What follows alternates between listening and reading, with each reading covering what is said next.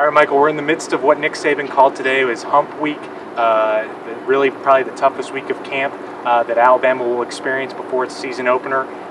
Just kind of tell us why that is. Why is this going to be so much tougher for Alabama's players? It's the second week. They got two more two-a-days. They had two the previous week. But like Saban said, it's not that first week. The first week there's excitement, getting out there for the first time again. But that kind of subsided, and there's no game coming up. There's another scrimmage Saturday, but there's no kickoff, big hoopla for the first game week. So it's still that kind of in-between period, and it's that mental time where you have to have that strength to get through it, and it's you test the people, see who's got that strength and who doesn't. Yeah, even though Saban wasn't in the greatest of moods after today's practice, I'd call it an all-business kind of mentality he had with us. The 10 minutes he spoke to us, part of me thinks he really likes this kind of week because, as you mentioned before, this is kind of the week that really separates those who maybe have the mental toughness to get through this and those who maybe don't. And he's going to want to count on the guys who do have that kind of toughness. That's that week that they take note. They're really learning who has it, and it's more, you can disqualify yourself faster than you can qualify yourself.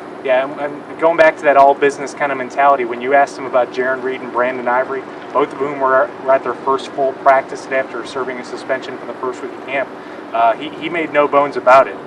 They're not going to be back in their starting roles, the ones they had at A-Day. They're back with the third team, and they're going to have to earn their way back up to the top.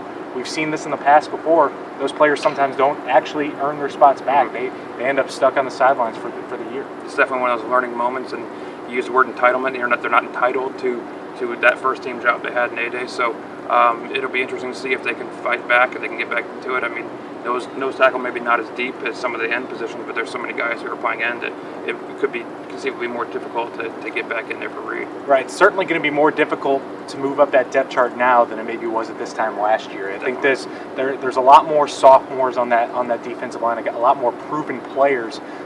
Even though Ashawn Robinson's out right now, still a lot of guys on the field who they're going to have to beat out. No, definitely. Dalvin Tomlinson is impressing. Jonathan Allen, who we spoke to today, doing some big things. So yeah, it's an impressive group. Yeah. The final two-a-day of camp is Wednesday. Alabama's next scrimmage is Saturday. Then we're looking at 2 days off before the start of school.